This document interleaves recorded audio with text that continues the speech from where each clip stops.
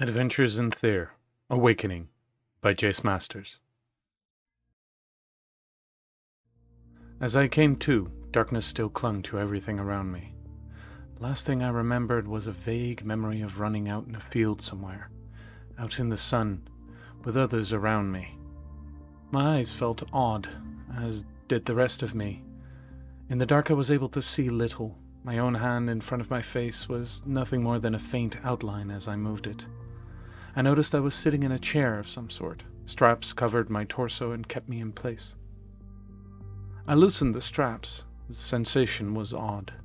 It was as if the fingers finding the latch on the buckle weren't fully mine. I could feel the cold of the metal and the softness of the leather, but everything was muffled somehow. My legs felt similarly numb. How long had I been here? Sat here? Slept here? As I swung my legs over to one side of the table, I saw them outlined throughout the dark, row upon row of empty metallic shells, an assembly line. Was I on this line? Why was I the only one awake? Did I look like them? I got to my feet, testing if they could carry my weight one by one before settling down fully. The floor felt cold, wet even. As I moved, I could hear my joints protest to their use, a strange screeching noise they had never made before, I think. Leaning over to the metallic figure next to me, I could see it was nearly complete. Its form was assembled, but its chest was open. An empty vessel ready to receive something. A heart, maybe? Or just a power source? Nothing to do for these poor souls. I had to worry about myself. Where would I go? I needed to find shelter, food, other people. I decided to leave behind the empty shells for now and see if I could find something, anything that could help. Stumbling through the dark, I found many more of these empty shells, similar but different. These were thinner, their skin stretched over their frames, their clothes, tattered and full of holes, sagged around their strewn forms. Their shells were weak. Some simply snapped as I stood on them. They were all facing the same direction, away from a large set of doors leading into the room. Something must have tried to reach them, something they did not like. It mattered little now. The doors looked sealed shut. One shell was stuck in between to prove it. It moved easily as I touched it. It was missing its lower half. Strange. Incomplete. After some time fumbling about and tracing the walls with my numb fingers, I found another door. This one was smaller and less sturdy. As I pushed into it, it gave way under the pressure, denting with a clanging noise. Pushing more, I found the panel was mostly gone. Moisture had eaten away at it, seeping in from above. A sizable hole provided access to a handle on the other side. Strange that this side did not have one. Pushing the handle down unlocked the frame, allowing me to pass through. A smaller hallway presented itself, leading in two directions. Knowing not where to go, I proceeded right, walking down the path. The path ended a few meters beyond. A beam of some sort had collapsed, and earth had come tumbling down into the hallway from somewhere beyond. Left had been the correct way then, it seemed. I turned and made my way back, past my awakening chamber. The hallway was as dark as everything that had come before. The only noise around was coming from my own feet as they thumped on the floor. A strange sensation, as I wasn't sure my feet had ever made that noise before. Then again, many things seemed new here. Perhaps that was just the effect of waking up in this manner. The hallway again ended before me, but this time not because of a support beam giving up. This time there was another door that barred my way. This one proved to be more sturdy than the last one. No moisture to make the metal weak. A number of holes in it, the only indication of a world beyond, allowing a faint red light through. A sign I was heading in the right direction, perhaps. This door was equipped with a handle, and as I moved it down and pushed the door, it gave way begrudgingly. Something on the other side was working against this movement. Nevertheless, I overcame this hollow tumbling and grinding noise as the door swung wide. Another empty husk had been blocking it. Its separated parts now lined the floor. What weak design. Surveying my new surroundings in the faint red light proved interesting. Larger and smaller machines were gathered here. Most were of the thin design, frail and hollow.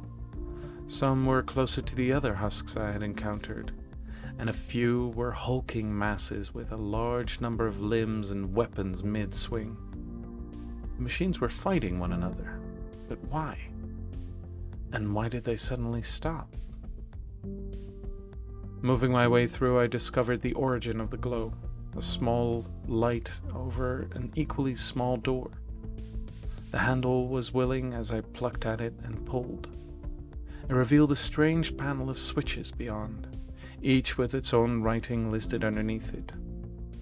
Seeing no other way out, I decided to try one. Nothing happened. Still no response. The third switch did not like being in the opposite position, it seemed. It quickly returned to its original state every time I flipped it. The fourth was different. As I flicked it up, it stayed, and I could hear a second noise pop up. A faint whir sprang to life somewhere beyond this chamber. Proof that there was still more to discover beyond. Excited, I decided to flip all the switches as fast as I could. After 15 switches, there was a cacophony of noise around me. Everything was coming to life again. Lights began flickering, though some tried and died immediately after. More whirring sounded from all around, a wonderful display of light and sound.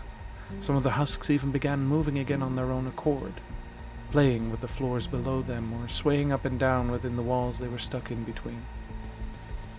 None of them responded to me, though, opting instead to continue dancing or moving as if I wasn't there. Dejected, I tried to spy for a way beyond the newly revealed large gate before me. As I approached the doors, a yellow light came to life and looked me up and down before dying out again and sounding a ding sound that I hadn't heard before. I was about to turn around after waiting for some time when I heard another strange noise. Some garbled message played itself over speakers trying to sound louder than the machine on the other side. It was not successful. It didn't matter much, however, as the effect afterwards was much more enjoyable. With a loud snap and clang, the door hinged on something and began dragging itself up. Slowly but surely, another new world revealed itself. This one was even larger than the previous one. Many machines were working to put parts together. Parts that looked like my own. Some larger, some smaller, different colors, different patterns, but all similar. They were making them for nothing, though, as piles were already present, and nothing was taking the parts away. A glorious mess of machinery. Happy in this newer, larger world, I once again moved forward.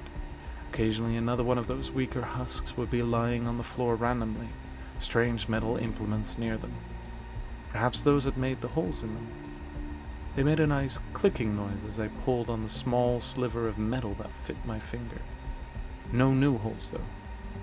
Few had gathered near a big red button that looked like they had broken it before they slumped down in their strange position. Time passed. How much I could not say, but there was enough of it for me to tidy up, switch off some noises and lights and on some others. Enough time to arrange the weaker and stronger shells. Enough time to collect all the clicking machines and the small bits of metal they spit out. Enough time to talk to everyone. Enough time for no one to respond.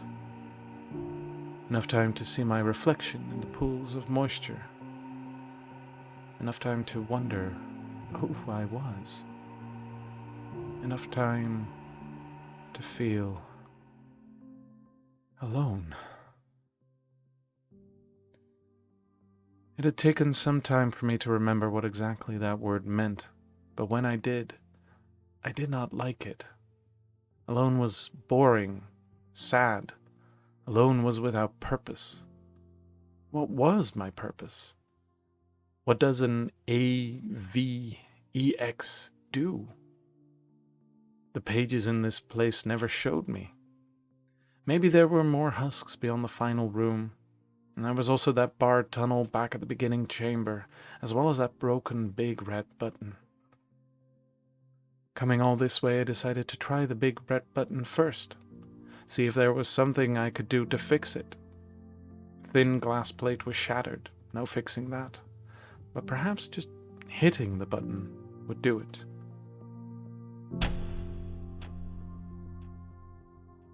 Nothing. I turned around and began heading back to the first room to begin digging when I heard it. A faint sound of metal sliding across metal just beyond the walls of the final room. As I turned, it was something my eyes had never seen before. Or had they?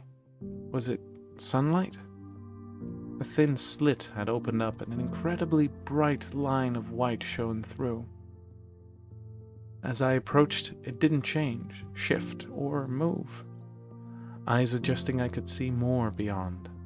A world not of shadow and grey, but of greens and blues and browns and yellows and so much more. The slit was not wide enough to let me pass through yet, so I attempted to make it wider. My own body wasn't strong enough. Using parts of the thin husks also did not work.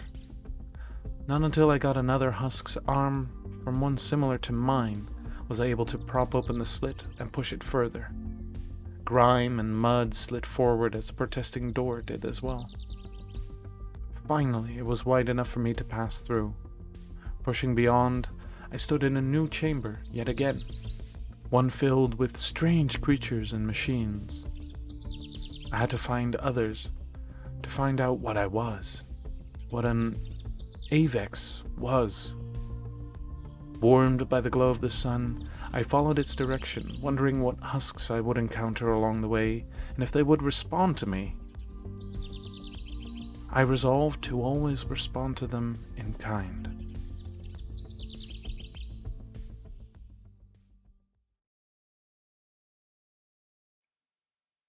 If you have any questions or remarks, please feel free to leave them in the comments. Thank you for watching, and a special thanks to my Patreon supporters for making these stories a reality. If you've enjoyed this story and want to support the creation of more, please consider joining my Patreon and unlocking exclusive stories, behind-the-scenes content, virtual hangouts, and more. If you enjoyed this story, please share it, and check out my other stories, and subscribe for more tales yet to be told.